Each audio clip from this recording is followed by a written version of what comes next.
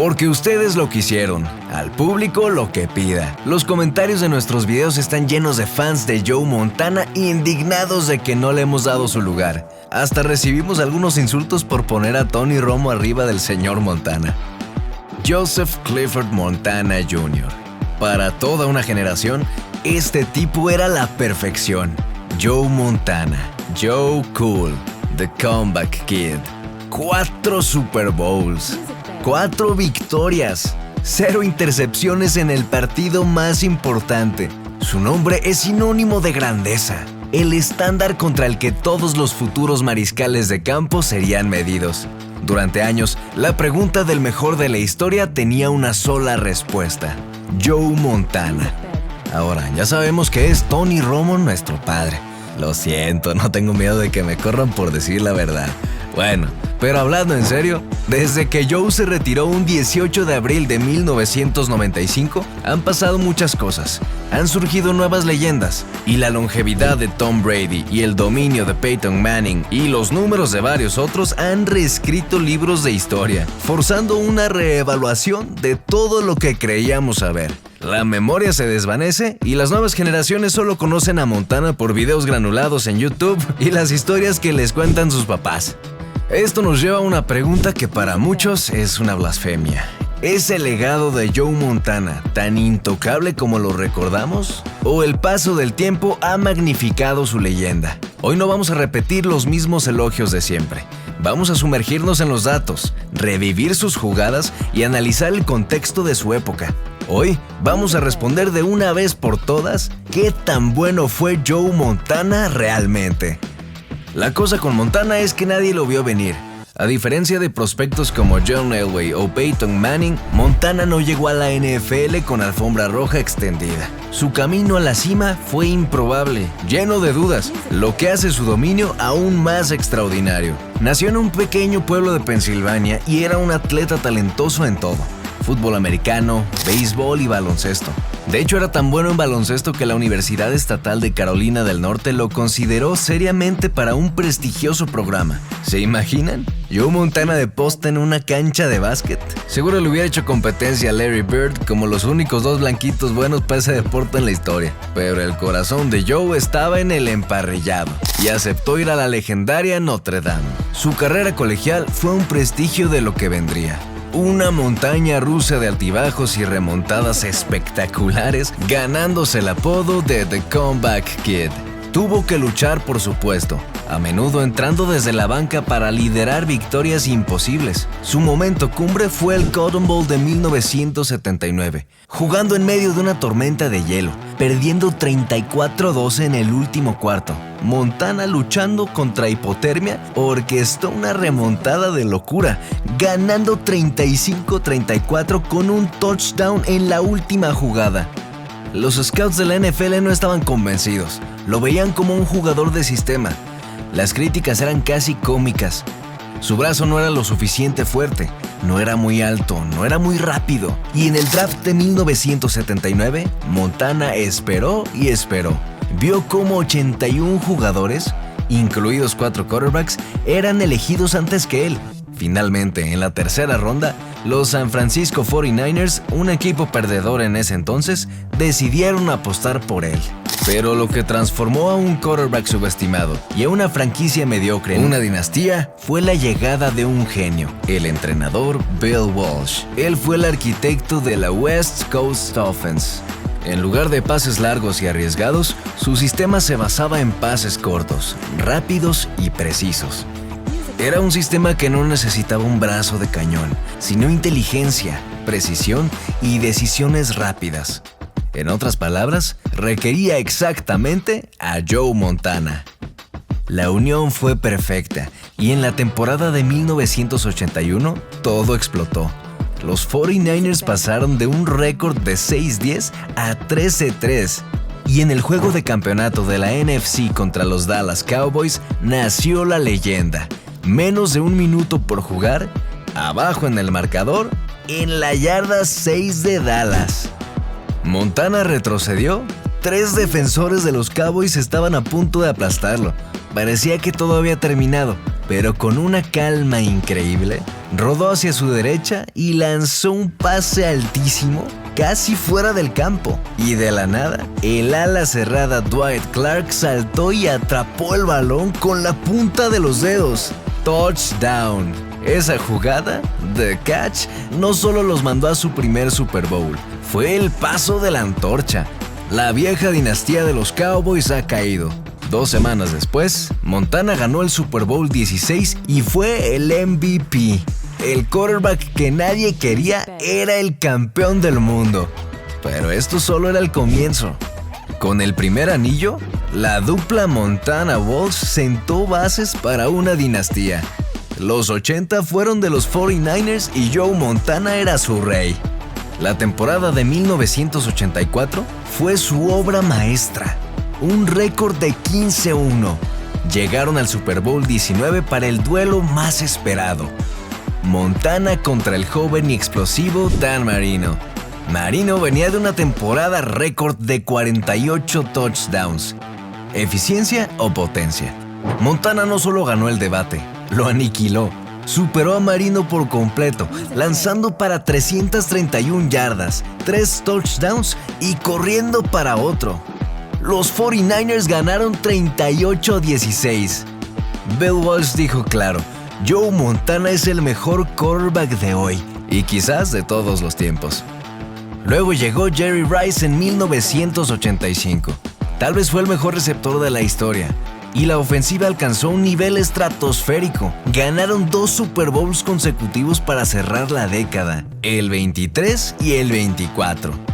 El Super Bowl 24 fue una paliza histórica, 55-10 sobre los Denver Broncos de John Elway. Montana lanzó 5 pases de touchdown, un récord del Super Bowl, y ganó su tercer MVP del partido. Sus estadísticas en 4 Super Bowls son simplemente absurdas. Récord de 4-0, 11 touchdowns y lo más importante, 0 intercepciones. Su rating de pasador de 127.8 sigue siendo el más alto para cualquiera con un mínimo de 3 apariciones. ¿Esta perfección es lo que alimenta el mito de que era invencible? ¿Pero era realmente imbatible? No. Entre 1985 y 1987, los 49ers sufrieron 3 eliminaciones dolorosas en playoffs. Cayeron ante los Giants de Lawrence Taylor y los Bears de Mike Singletary, defensas formidables. En 1987, fueron eliminados sorpresivamente por los Vikings. Estas derrotas no disminuyen su grandeza, la contextualizan. Demuestran que la victoria nunca estuvo garantizada. Incluso en la temporada de 1988, que terminó en un Super Bowl, el equipo empezó 6-5 y hubo un debate sobre si Steve Young debía ser el titular. Montana tuvo que reafirmar su liderazgo para siquiera llegar a la postemporada. Si algo define a Montana, es su calma bajo presión. El apodo Joe Cool no era marketing, era una descripción precisa. A lo largo de su carrera, acumuló alrededor de 31 remontadas en el último cuarto. Tenía una habilidad casi sobrenatural para elevar su juego cuando el reloj se agotaba. Su ritmo cardíaco parecía disminuir mientras el de todos los demás se aceleraba. Pero ninguna jugada captura esto mejor que los minutos finales del Super Bowl 23 contra los Bengals. La escena, 3 minutos y 10 segundos en el reloj. Los 49ers pierden 16-13. El balón está en su propia yarda 8. 92 yardas los separan de la gloria. Antes de empezar la serie, los compañeros de Montana están tensos. Joe se acerca a ellos, pero poniendo atención en las gradas. Después de quedarse mirando fijamente a un asiento, le pregunta a su liniero Harris Barton: «Oye, ¿ese no es John Candy?». Barton no lo podía creer. En efecto, el actor cómico John Candy estaba entre la multitud. Ese era Montana, tal vez en el momento con mayor tensión en toda su carrera. Estaba suficientemente relajado como para señalar a una celebridad sin perder de vista el juego. Joe tenía todo bajo control, y lo demostró. Pase corto a Roger Craig, otro a John Frank, poco a poco moviendo las cadenas, un pase de 17 yardas a Jerry Rice, luego otro de 12 a Craig. Montana estaba distribuyendo el balón. leyendo la defensa como un libro abierto. El momento crítico llegó cuando Rice se lesionó y tuvo que salir. El MVP del partido afuera en el momento decisivo. Para cualquier otro equipo, un golpe devastador. Para Montana, solo otro obstáculo. Con menos de un minuto, los 49ers llegaron a la yarda 10. Joe tomó el centro, retrocedió y lanzó una bala láser que pasó justo por encima de los dedos del defensor y aterrizó directamente en el pecho de John Taylor. Touchdown. Con solo 34 segundos restantes, recorrieron 92 yardas en una marcha perfecta. No fue suerte, fue el resultado de una compostura de otro mundo. Entonces, ¿fue el jugador más decisivo? Las remontadas, el récord perfecto en el Super Bowl, la evidencia visual de momentos como The Drive lo convierten en un caso abrumador. El mito de Joe Clutch no es un mito, es la realidad mejor documentada de su legendaria carrera. La historia de Montana a menudo se detiene después de su cuarto anillo. Para entenderlo de verdad, hay que ver uno de sus capítulos más difíciles, su salida de San Francisco y su resurgimiento en Kansas City. Esto demostró su resistencia y solidificó su legado fuera del sistema que lo hizo una estrella. En 1990, los 49ers buscaban un tricampeonato, pero en el juego de campeonato de la NFC contra los Giants, Montana fue golpeado brutalmente por Leonard Marshall. El impacto fue devastador, espalda magullada, codo y dedo lesionados. Tuvo que abandonar el partido y los 49ers perdieron. La lesión en el codo fue tan grave que se perdió toda la temporada de 1991 y casi toda la de 1992. En su ausencia, Steve Young no solo lo reemplazó, sino que prosperó, ganando el MVP de la NFL. Cuando Montana estuvo sano para regresar, se creó una de las controversias de quarterback más famosas de la historia, el ícono contra el futuro. Al final, los 49ers tomaron la difícil decisión de seguir con Young. Y en abril de 1993 sucedió lo impensable. Joe Montana fue traspasado a los Kansas City Chiefs. Muchos lo vieron como el final. Tenía casi 37 años y venía de una lesión que lo marginó por 2 años. ¿Cuánto le quedaba en el tanque? ¿Podría tener éxito fuera de la sombra de Bill Walsh? Montana respondió con un sí rotundo. Su llegada a Kansas City provocó una euforia total. De repente, los Chiefs eran contendientes al Super Bowl. En su primera temporada, los llevó a un récord de 11-5. En los playoffs, recordó al mundo quién era. Lideró una remontada en tiempos extra contra los Steelers. Una semana después, otra remontada clásica contra los Oilers, llevando a los Chiefs a su primer juego de campeonato de la AFC. Aunque perdieron contra los Bills, la temporada fue un éxito. Montana demostró que su grandeza no dependía del sistema de la West Coast Offense o de tener a Jerry Rice. Su liderazgo, su inteligencia y su habilidad en momentos cruciales eran suyos. Silenció a los críticos y cimentó su estatus como uno de los más grandes de todos los tiempos. Ahora, la pregunta final. ¿Cuál es el lugar de Montana en el panteón de los más grandes? Durante años, él fue el consenso. 4 anillos, ejecución perfecta. Su rival de los 80, Dan Marino, tenía un talento increíble, pero nunca ganó el gran partido. El duelo en el Super Bowl 19 pareció resolver ese debate. Luego surgieron Brett Favre y Peyton Manning. Acumularon estadísticas asombrosas, pero ninguno igualó la perfección de Montana en el Super Bowl. Todo cambió con Tom Brady. 7 anillos de Super Bowl en 10 apariciones. La ventaja de Brady en el trofeo más importante es innegable. Acumuló más yardas, más touchdowns y jugó mucho más tiempo. El propio Montana ha admitido que Brady tomó su lugar en la cima. Para muchos, el debate terminó ahí. Sin embargo, los defensores de Montana tienen argumentos sólidos. El principal es el contexto de su era. La NFL de los 80 era un juego mucho más brutal. Las reglas de protección al pasador eran mínimas. Los defensores podían golpearlo con mucha más libertad. Montana soportó golpes brutales y aún así logró un éxito increíble. El segundo argumento es la perfección. Brady tiene más anillos, pero su récord en Super Bowls es de 7-3.